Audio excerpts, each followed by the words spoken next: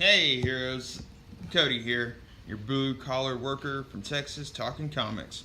So let's talk comics. This is ComicsDown. Let's get into it. Today we have to review Justice League No Justice Part 4. So the final of No Justice. And let's take a look at, this is probably one of my favorite covers they've done so far. You got the Flash, you got Damian, you got Harley Quinn, you got Cyborg on there. Oh yeah, and that, you can kind of make out the Atom there. A little smudge of a person there. I like the contrast between the blue and the purplish reds. It makes for a really beautiful looking cover. Of course there's colors.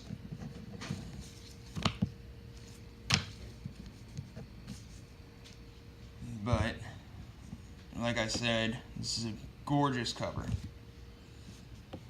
And Manipal is back. So, like in issue 3, they had 2 different artists in that book. And artist number 1, the first half of that book was horrendous. Just like everybody had the same complaint about that book. The first half of that book was kind of, was awful, art-wise. Story was good, Snyder writing, but the person they got to do the art was horrible. Had small little kid, looked like little kid faces on every one of the characters. It was just really bad. And then, you get where that big Bendis ad, the Bendis is coming ad, and on the other side of that, you got a different artist, and it got better. The second artist was definitely better than the first, but that was half a book of a bad artist. It was very disappointing, especially for a big event.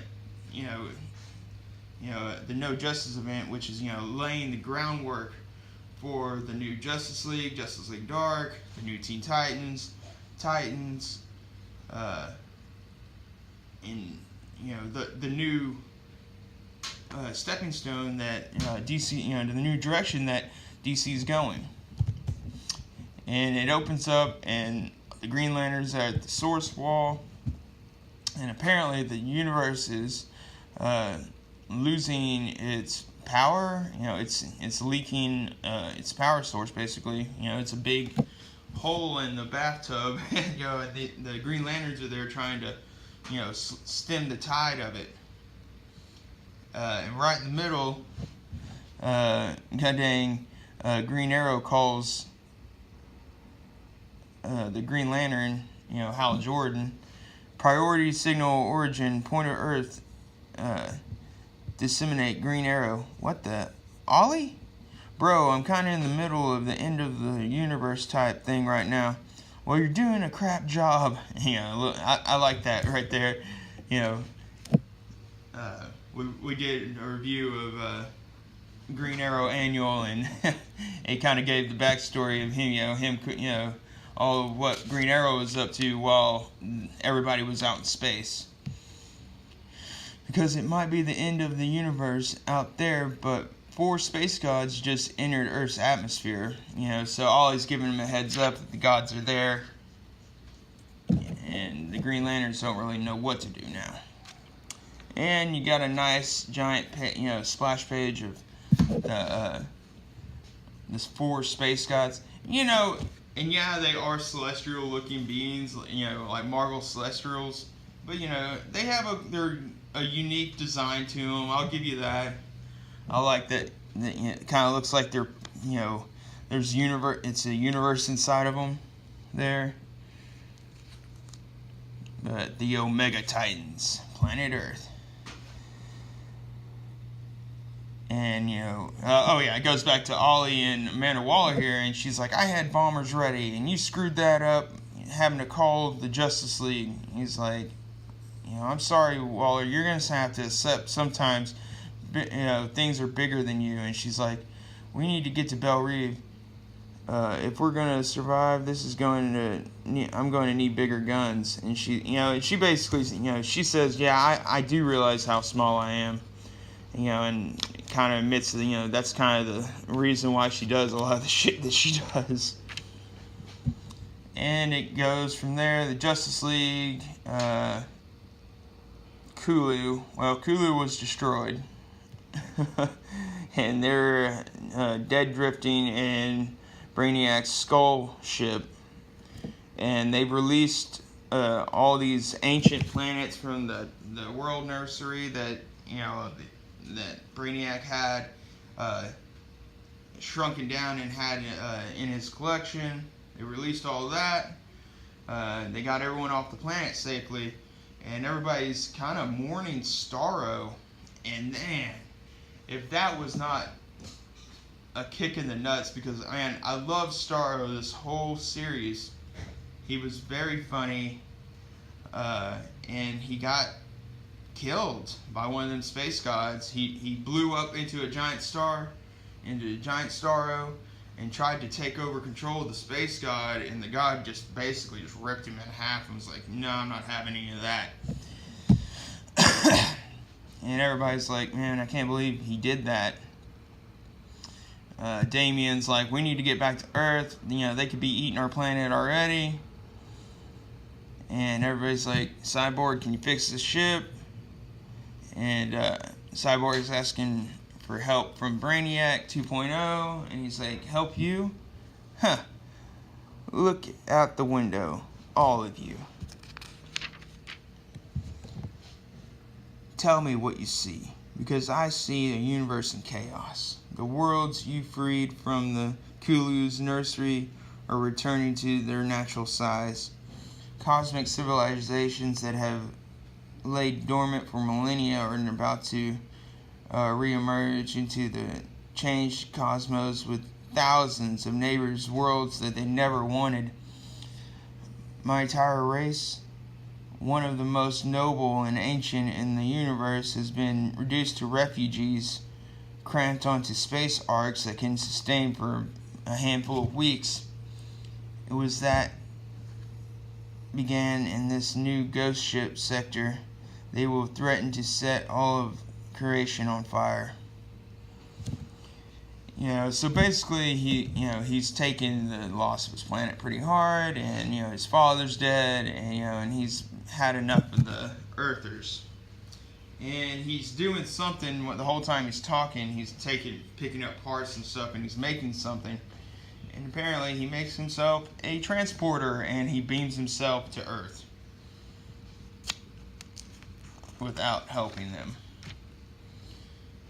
We have Supergirl. Apparently Supergirl survived too, the first invasion, and she's flying around this giant tree now, the Tree of Mystery, at the Fortress of Solitude. And god dang, Val-Zod is there trying to speed up the growth process. So he shoots down Supergirl. He beams into Belle Reve, and that's the Tree of Entropy. And Waller's like, arrest Green Arrow for, this is all his fault, blah, blah, blah. But I think she's kind of half-ass joking, but not joking.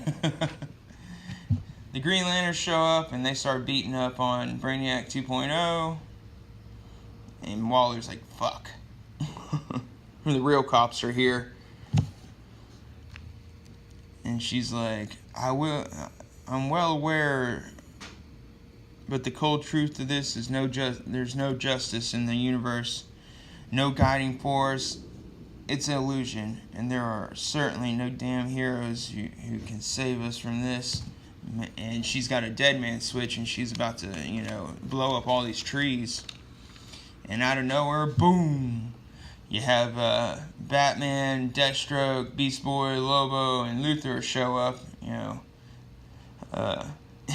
that's Team Epitropy. And they're there to, fix the tree or whatnot. Val-Zod's like, oh yeah, now you can all die together.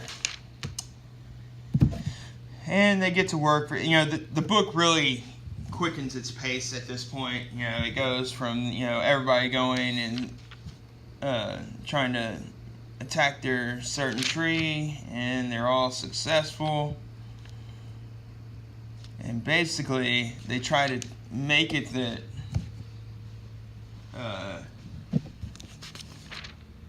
they transfer the power to the space god of epitropy, so they try to entice the other space gods to, they're like, oh well, instead of eating the planet, he's got enough power, we'll just eat our brother.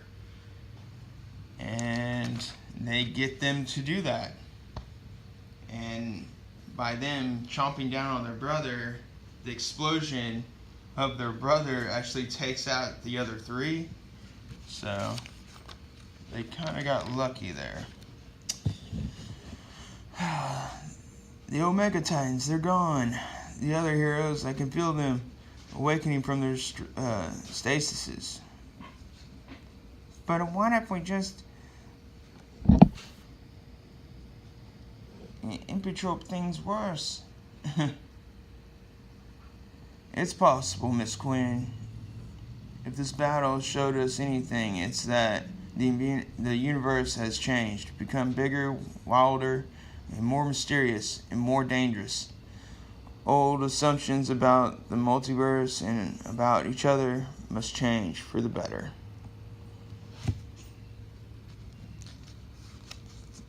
And Martian Manhunter has a little psychic conversation with Luthor, and because Martian knows that he's bad again, so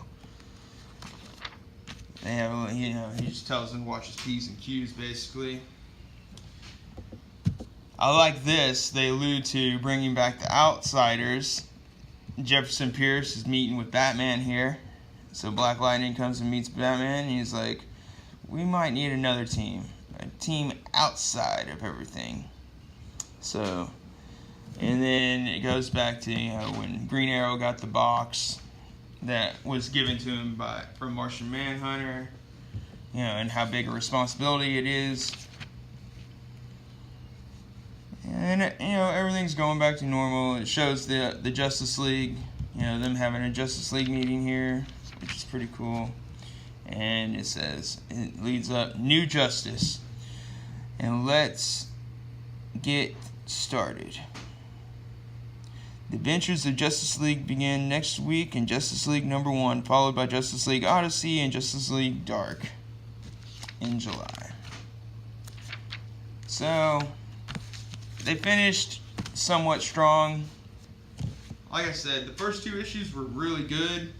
That 3rd issue really put a hiccup in the story to me, just because the art was just so fucked. But, they finished strong with this last book. Well, somewhat strong. I mean, you could tell, like, they had more storytelling. Like, they wanted to lay it out a little bit, but then, like, they were like, well, shit, we gotta hurry this up. And, you could just really tell there was a pace change there. And so it kind of throws you off a little bit, but I don't know. I like the book. Justice League No Justice, 4 out of 4. If you haven't picked this up yet, I would suggest maybe going out and doing it. It's really laying the groundwork for the new Justice League. And yeah, it was good. So I'm going to get out of here. Sub, comment, like, and bell. Patreon Sunday. And I'm Cody. This is ComicsDown. Have a great day.